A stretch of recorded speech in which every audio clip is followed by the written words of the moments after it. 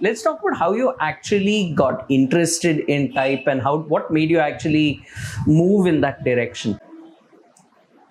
Um, I really don't remember a beginning, but I think I was just always really interested in letters. Um, I remember scribbling on the margins of notebooks, on the last pages of my notebooks, lyrics to songs or album covers or song names, and doing fun doodles with the letters itself and making them merge with one another. And now I know they're called ligatures, but back then I just thought, oh my god, this is so cool. I've made these two alphabets merge with one another.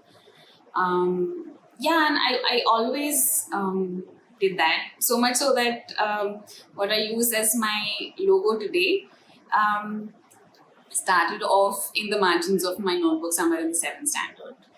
And I, of course, iterated on it. It's still not the same, but the inherent structure is pretty much that. And it excited me as much back then as it does today, which is why I continue using it as the design. Yeah, I think it's quite fascinating that you're interested in something in such a little niche of type alone, even though it's not a niche, because you see type everywhere, right? You see fonts, you see text all around you, and everything there has been deliberately made in some way. But still, it's so easy to think of it as almost like a tiny little subset of people who do it, and you're interested in it. Did this come from an interest in art? Were you much of an artist? Did you like draw and sketch and stuff? I did. I drew and I sketched quite a bit as a kid, and I got a lot of encouragement from my parents, from family and friends as well, who appreciated the skill and the talent, and that was always sort of nurtured because they appreciated it. I was really happy with that appreciation, and it sort of fed me into doing it more and more, and eventually getting into it professionally. So that's how I also ended up going and doing an undergraduate degree to start off with, and build on from there. Okay, and since you mentioned your parents and your family, were any of them involved in the arts in some way, or did they just encourage you because you were interested in it?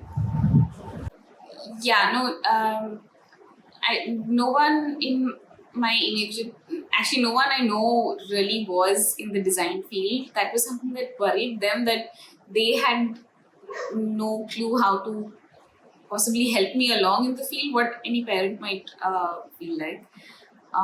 But they still trusted that I would figure it out. But nobody in the family was really in this field.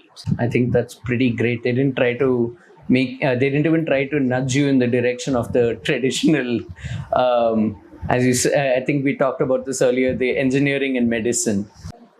Yeah.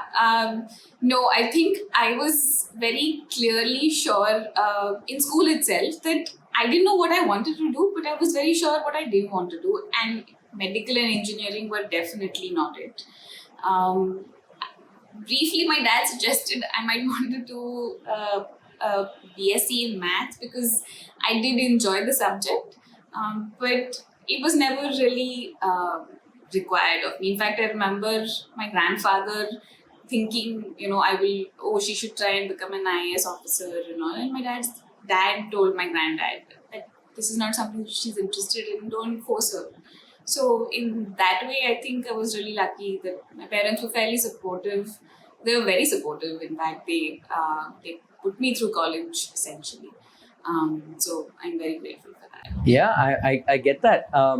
So when I would teach, so one of the big reasons, I told you this, one of the big reasons why this podcast happened in this format where it's so much about the background is because I used to be asked that as a child, how did you, or as a kid getting into college, how did you convince your parents to let you do this? And I had no problems with that. So I found it very hard to answer people. So I thought the best way to get the answers is to talk to other people who have faced the problem before. And it's good when you don't have to face it.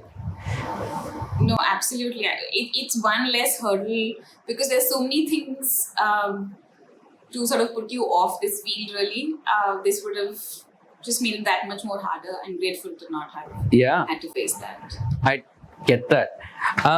So at this point, you finished school and then you're heading off to college. And Yeah. what did you actually study? So I applied to a whole bunch of places, and finally, and basically, I gave the only entrance exams I gave were to different design colleges, and I finally made it through JJ, which is the JJ Institute of Applied Arts in Bombay. And I studied that. My degree, my undergraduate degree is it's a BFA in brackets AA because it's a Bachelor in Fine Arts brackets Applied Arts, because you get to apply all this art knowledge into the design sphere. Into basically, you it trains you to get into advertising in some way or the other. And within the college itself, we had specializations, and back then one of them was calligraphy, typography, and lettering. And at an undergraduate level, I chose that as my specialization. And this was your primary choice of college to get into? Yes, I mean, so I applied to NID, I applied to Symbiosis, I want to say, I applied to NIFT. I really didn't know, like, my family didn't really know how to go about it and what might be a great school. NID, of course, was known of everywhere, so that was something I aimed for. I got through the entrance exams for all these places, and I did terribly in the interviews. So then in the end, JJ happened. Thankfully, they didn't have an interview round, which might have changed my trajectory altogether. But yeah, it was not. There was no first choice really. I was just happy JJ happened, and I got to design art because I as a backup I had signed up for a BSc course, and I'd already done a month of BSc when JJ results came out, and that's when I ended up going to Oh, JJ. wait, what was the BSc course you were in? Mathematics. BSc in life Oh, science. life science. You didn't end up even doing a month of BSc maths before you went into JJ. No. By that, the math suggestion was back in the 10th hand when I did extremely well Okay. in maths. By the 12th, I was really interested in biology as well. So it was, I think I would have really enjoyed becoming some sort of a forensic scientist. But that is not to be. Was your interest in biology also down to drawing diagrams? Yeah, I actually did that for a lot of my friends as well. I used to love drawing diagrams in biology. And that was my favorite part of studying biology was drawing in the lab.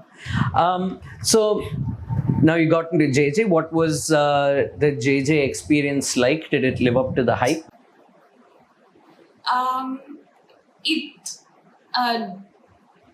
It was a very mixed experience. It lived up to the hype for my grandparents who had heard of JJ and were not completely disappointed that their grandchild decided to go do this course because they had heard of JJ. But when I went there, I remember the first year being a real struggle for me. Not so much in terms of what they taught and the curriculum, but more in terms of the fact that there were a lot of, most of my classmates would speak Marathi. More importantly, a lot of the faculty would speak in Marathi. And because that was not a language I was familiar with, I really struggled that first year. And if it wasn't for the friends that I made who did understand Marathi and could speak in English and translated quite a bit, it would have been a very hard experience, much harder than it needed to be. And in doing so, I also became better friends with all these people. So I think it worked out in the end. But the language barrier was a real struggle. So this brings me on to like two questions. One is, were they speaking Marathi as part of their teaching process, or was that just like when you were socializing after class? No, as the faculty, I mean, the students, yes, but that was kind of understandable because they might not have been familiar with English. And they would really make an attempt to, include me. So the students was less of an issue, and there were also people who spoke English or Hindi. But the faculty would take classes in Marathi or give feedback in Marathi, and that was a real struggle. That made it really hard. And that's also, it was hard because you didn't grow up in Bombay. That's right. I didn't grow up in Bombay. I'm vaguely familiar with Marathi because my mom's family speaks Konkani at home, and I follow that. So thankfully, I was not completely lost, but it was still not easy. And getting feedback in a language that you don't understand just made everything so much more hard. So where did you actually grow up? Around the country. My father had a transferable job, so I've had about 10 schools and stayed in places for 6 months. It's been incredible. So Bombay only happened for my 11th and 12th. I moved to Bombay. But before that, I would just visit the city for Christmas breaks and vacations. Okay. So coming back to your time at JJ, apart from the first year, which was a bit challenging, how was your experience like with the other students? You must have had a wide variety of diverse group of people to collaborate with. There were people, apart from the different languages, there were people from other parts of the country as well. And honestly, they were just all so skilled. It was pretty incredible to be able to work with them and learn from them. I think I really lucked out in terms of the peers that I had. They were gifted artists, but they were also really helpful, and I will forever be grateful. Because at times they were the ones who were sort of helping me get better at my skill as well. In some cases, helping me pass exams. Because we had exams in JJ which were days long. And I remember one time we had a studio exam where we had to sketch a model, and that's my weakest subject. It still is. And back then, this person, Uday and Mayur, they were the most skilled illustrators in class, and they're standing right next to me and giving me tips on how to shade the human figure and sort of make it look better than it was looking. And they're just everyone was competitive, but there was no meanness in that, and I really appreciated that sense of camaraderie amongst all of us. Yeah, and did you say your exams were days long? How does that work? Oh yeah. So because it was handwork, we didn't work digitally. We had to sketch and draw and paint all of these papers. We'd be given a question paper on day one, say make a hoarding design for XYZ brand, or make an advertisement for this, or they'd give a question paper like that. And then you basically have a piece of paper, you sketch out your idea, you get that approved, and you have to get your professor's signature, and you leave that paper on your board and leave, and come back the next day and continue working on it. And different papers had different timelines, but minimum 3 days and maximum 5 days depending on the complexity of the exams. I did not expect that. Yeah, that was a very interesting experience for me too.